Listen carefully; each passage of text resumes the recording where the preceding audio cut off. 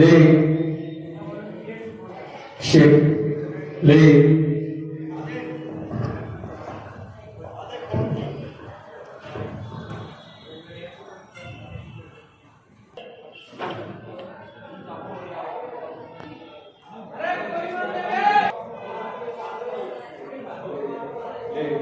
ले ले ले ले शिफ्ट शिफ्ट ले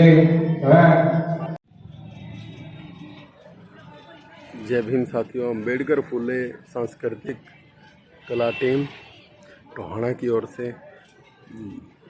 आज 14 अक्टूबर पर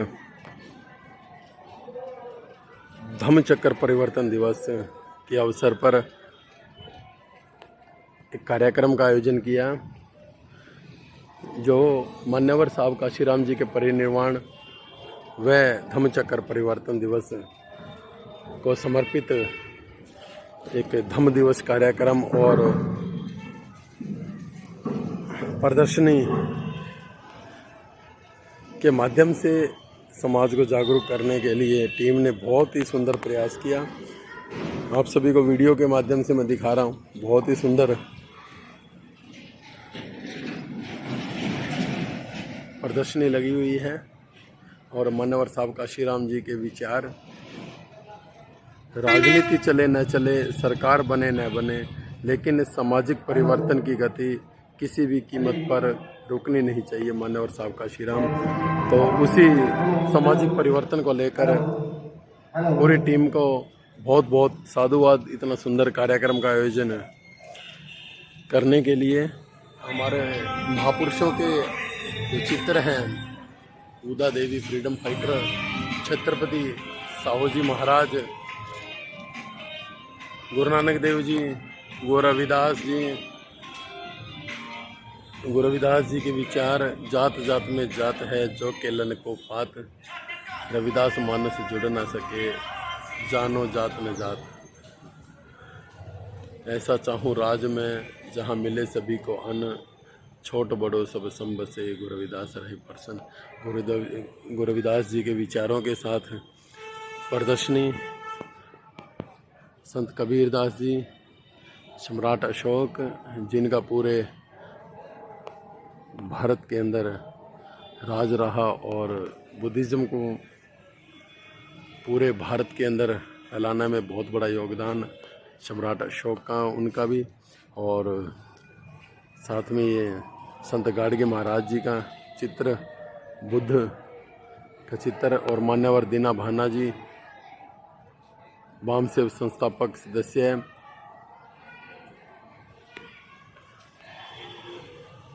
फूलन देवी जी,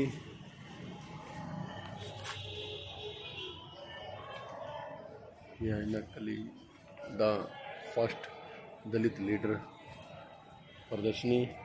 इसके साथ में बिहार के ही माउंटेन मैन दशरथ मांझी जी,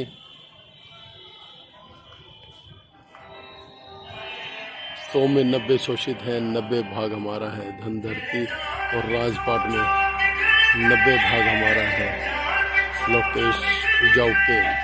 वीरांगना झलकारी बाई जी, इतिहास के पन्नों से क्यों गायब है महान योद्धा मतादिन भंगी, उनका भी चित्र। ये ओम प्रकाश वाल्मीकि जी की बहुत ही आजकल जो विषय बना हुआ है,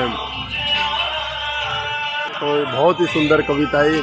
चूल्हा मिट्टी का, मिट्टी तालाब की, ठाकुर तालाब ठाकुर का, भूख रोटी की, रोटी बाजरे की, बाजरा खेत का, खेत ठाकुर का, बैल ठाकुर का, हल ठाकुर का, हल की मूठ पर हथेली अपनी, फसल ठाकुर की, कुआं ठाकुर का, पानी ठाकुर का, खेत खलियान ठाकुर के, गली मोहल्ले ठाकुर के, फिर अपना क्या, गांव, शहर, देश। ओम प्रकाश वाल्मीकि जी की बहुत ही जबरदस्त कविताएं और बहुत बड़े दलित साहित्यकार में नाम है ओम प्रकाश वाल्मीकि जी का, जिनकी आत्मकथा झूठन आप सभी को जरूर पढ़नी चाहिए। मान्यवर ये परम पूज्य बाबा साहब डॉक्टर भीमराव अम्बेडकर जी व माता रमाबाई जी का चित्र, जननायक बिरसा मुंडा जी और अशोक स्तंभ, ये माता रमाई और फातिमा शेख जी, ज्योतिबा फुले जी जिनका बहुत बड़ा योगदान, और माता सावित्रीबाई फुले जी। बहुत ही सुंदर प्रदर्शनी।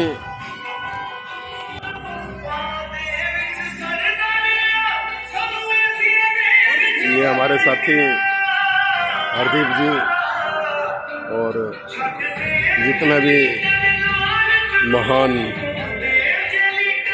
रचनाकार बाबा साहब ओम प्रकाश वाल्मीकि जी, अरुंधति राय, सुरेंद्र अज्ञा जी, मान्यवर LR बाली जी और बहुत से लेखकों की किताबें प्रदर्शनी के साथ में प्रचार और प्रसार करते हुए हमारे भाई। क्या हमारे कर्तव्य है, कहाँ जाना है, किस तरीके से हमारी जो लाइन ऑफ एक्शन है वो मजबूत होगी। तो साथियों, इस आंदोलन को इसी तरीके से हम अपनी जिम्मेवारी समझ के आने वाली नस्लों के लिए, आने वाली पीढ़ियों के लिए, हमारे महापुरुषों को अगर कोई सच्ची अगर आदरांजलि या कोई श्रद्धांजलि अगर है तो इस आंदोलन को मजबूत। जीवन भर कोई भी अपनी कमाई नहीं रखूंगा, कोई पैसा नहीं जोड़ूंगा, धन संपत्ति मेरे नाम एक भी पैसा नहीं होएगा, और वो भी नहीं था। और कहाँ तक मैं अपने परिवार से, माता पिता से कोई नाता नहीं रखूंगा, चाहे जितनी भी बड़ी परेशानी आ जाए मैं घर नहीं जाऊंगा। और वो पूरे समाज को ही अपना घर मानते थे। और उनका जो मुख्य उद्देश्य था कि भाई अपने महापुरुषों की विचारधारा, बाबा साहब की विचारधारा, फूले अम्बेडकर की विचारधारा और जितने भी महापुरुष रहे हैं उनको सबको आगे बढ़ाना उनका मुख्य काम था। और हमें उनके संघर्ष को भूलना नहीं चाहिए। उनका अंतिम उद्देश्य क्या था?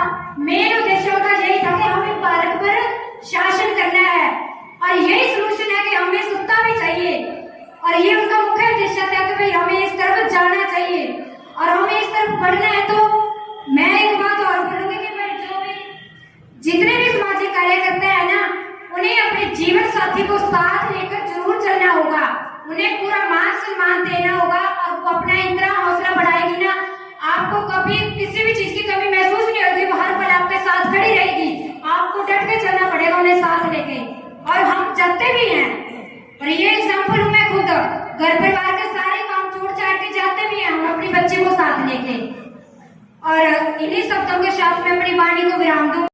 चेतना जगाई, लेकिन उनके जाने के बाद ये मिशन अधूरा रह गया।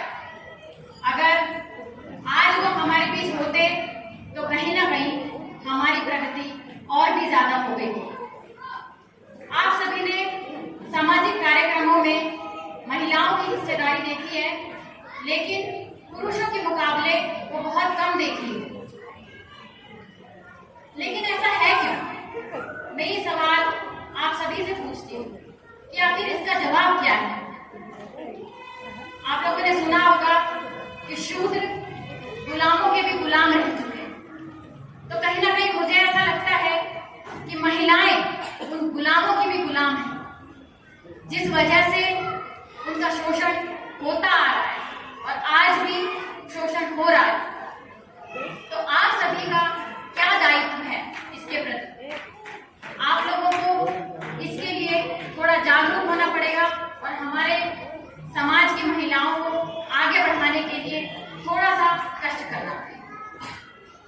बहुजन समाज के वो लोग जो अब तक सोए हुए हैं, उनको तो हम कसूरवार नहीं कह सकते, लेकिन जिन्हें बाबा साहब और साहब कांशीराम के मिशन का पता लग चुका है और वो उनसे प्रेरित हो चुके हैं, तो क्या वो अपनी महिलाओं को घर से बाहर नहीं निकाल सकते?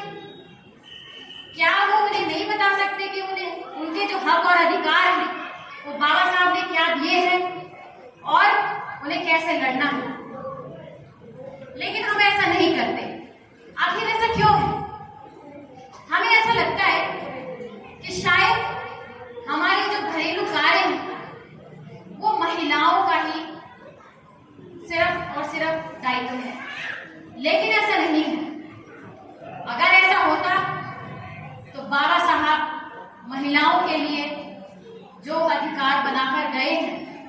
वो ऐसा नहीं करते। और दूसरी तरफ साहब कांशीराम, जिन्होंने बहुजन समाज पार्टी का प्रतिनिधित्व बहन कुमारी मायावती जी को बनाया, तो वो नहीं बनाते, लेकिन इसके बावजूद भी लोग इस पार्टी में शामिल हैं, बहन कुमारी मायावती जी को फॉलो करते हैं, लेकिन जो उनके घर की महिलाएं हैं उनको बाहर निकालने के बारे में वो नहीं सोचते। बहुत प्रोग्राम होते हैं, बहुत कार्यक्रम होते हैं, लेकिन महिलाओं की जो भागीदारी है वो बहुत कम मिलती है। ये देखकर बहुत दुख होता है और कहीं ना कहीं ये महसूस होता है कि समाज में महिलाओं का जो हक और अधिकार है वो पिछड़ा हुआ है। और बहुजन समाज की बात करें तो कहीं ना कहीं हमारी महिलाएं सवर्ण समाज से बहुत पीछे हैं। जो दिल्ली से आई हैं उनको स्टेज पर बुलाना चाहूंगा, कृपया 2 मिनट। अरे नमस्ते। मैं स्टेज पे बुलाना चाहूंगा विजय कुमार जी, कृपया मंच पर आए और अपने विचार साझा करें। विजय कुमार जी। परंतु जब सात आश्रम को देखते हैं तो सात आश्रम की तमाम परंपराओं को तोड़, और जब सात आश्रम मंच के ऊपर आते हैं तो चारों तरफ एक सन्नाटा छा जाता है। हर आदमी ये सोचता है कि ये साइकिल वाला आदमी क्या बोलेगा। ये उत्तर भारत से लेकर दक्षिण भारत तक जिसमें पैदल यात्रा की लगाऊंगा। तीसरा प्रॉमिस जो बाबा साहब अम्बेडकर के सपनों को लेकर चल रहे कांशीराम साहब ने किया था कि मैं अपने महापुरुषों के अपमान का बदला लूंगा, ये तीसरा प्रॉमिस था। चौथा प्रॉमिस बहुजन समाज को हुक्मरान बनाने का था, जो बाबा साहब अम्बेडकर ने कहा था कि politics is the master key to open all the locks. तो चौथा संकल्प मानवर साहब कांशीराम का ये था। और पांचवा और अल्टीमेट ऑब्जेक्टिव और पांचवा जो उद्देश्य था जिसको साहब कांशीराम लेकर चले थे वो था कि मैं सामाजिक एवं आर्थिक मुक्ति के आंदोलन को अपने जीवन काल में अचीव कर लूंगा। तो ये दूसरा प्रॉमिस था जो साहब कांशीराम ने अपने आप से किया था। और साहब कांशीराम ने इन 5 के 5 संकल्पनों को अपने जीवन में पूरा किया। एक जो बौद्ध में राष्ट्र का जो संकल्प था, केवल और केवल उसके ऊपर मान्यवर साहब कांशीराम के पास समय नहीं था। 2003 में उन्हें ब्रेन हेमरेज हो गया था, जिसकी वजह से वो उस संकल्प को पूरा नहीं कर पाए थे, परंतु उस चिंगारी को भी साहब कांशीराम ने हमारे बीच में डाल दिया। तीसरा जो हम लोगों के पास है, मैं शायद ज्यादा